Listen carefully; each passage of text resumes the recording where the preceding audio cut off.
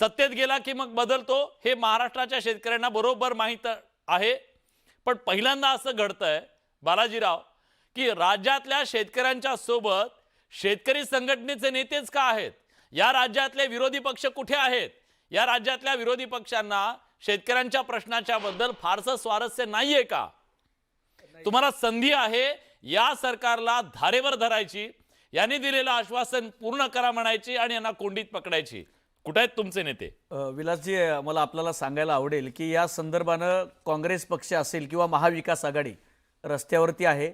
मी आपल्या स्टुडिओत येण्याच्या अगोदर कालच आमच्या मुदखेड तालुक्यामध्ये साईनाथ खानसोळे नावाच्या एका शेतकऱ्यानं तहसीलदाराची गाडी फोडली आणि त्या संदर्भानं प्रचंड मोठा मोर्चा काँग्रेस पक्षाच्या माध्यमातून त्या ठिकाणावरती करण्यात आला।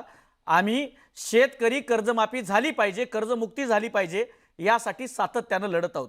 पण मला एक मुद्दा या ठिकाणावरती सांगायचा आहे विलासजी, की जे फसवं पॅकेज देवेंद्र फडणवीसांनी महाराष्ट्राच्या समोर मांडलं 31,000 कोटीचं, त्यामधले बारकावे महाराष्ट्रानं समजून घेणं गरजेचं आहे की कशा प्रकारची दिशाभूल आणि फसवणूक करण्यात आली आहे। उदाहरण म्हणून सांगतो, त्यांनी सांगितलं होतं की विम्याचे 17,000 रुपये हेक्टरी मिळतील असं सांगण्यात आलेलं होतं। पण मुळामध्ये आत्ता जर आपण बघितलं तर माझ्याकडे पुरावे आहेत या ठिकाणावरती। यामध्ये अकोल्यातल्या एका शेतकऱ्याला 5 रुपये मिळालेले आहेत आणि त्या शेतकऱ्यानं ती रक्कम शासनाला जिल्हाधिकाऱ्याकडे नेऊन परत केलेली आहे। हा एक मुद्दा। कशाचे 5 रुपये मिळाले? जरा पीक विम्याचे गैरसमज होऊ नये। पीक विम्याचे 5 रुपये त्याला फक्त मदत मिळालेली आहे। असे असंख्य पुरावे आहेत की ज्यामध्ये 15 रुपये, 24 रुपये, 18 रुपये भेटलेत।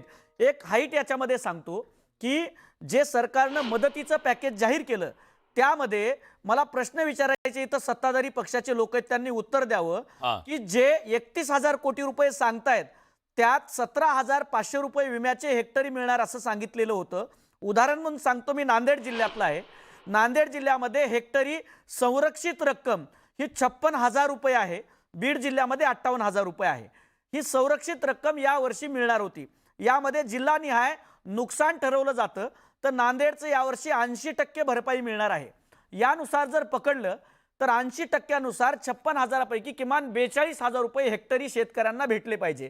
तर देवेंद्रजींनी पीक विमा कंपन्यांचं पॅकेज स्वतः मुख्यमंत्री जाहीर कसे करतात हा पहिला प्रश्न आहे। आणि देवेंद्रजींनी जाहीर केलं त्यामध्ये 17,500 रुपये म्हणजे हक्काचे मिळणारे 42,000 रुपये, 45,000 रुपये हे शेतकऱ्यांचे बाजूला सारून त्याच्यातनं कपात केली। आणि अजून एक मुद्दा याच्यामध्ये जोडतो, 2023 साली जेव्हा हे गुवाहाटीला जाऊन आले त्यानंतर महाराष्ट्रामध्ये सुका कोरडा दुष्काळ पडला होता।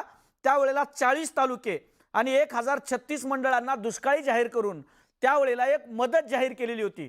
माझा प्रश्न सरकारच्या प्रवक्त्यांना हा आहे की महाराष्ट्र बेचिराग झालेला असताना, शेतकरी मेलेला असताना तुम्ही जी तुटपुंजी मदत देताय ती नेमकी कुठली आहे? यावेळेसची आहे का जुनी आहे? आणि 10,000 रुपये रब्बी पेरणीसाठी मिळणार असं सरकारनं सांगितलेलं होतं। सोयाबीन तर वाहून गेलं, पण कसा बसा दुःखातनं सावरून शेतकरी रब्बीच्या पेरण्या आता झालेल्या आहेत। मग तुमचे 10,000 रुपये नेमके कधी येणार आहेत हा सवाल माझा सध्याच्या सरकारला आहे।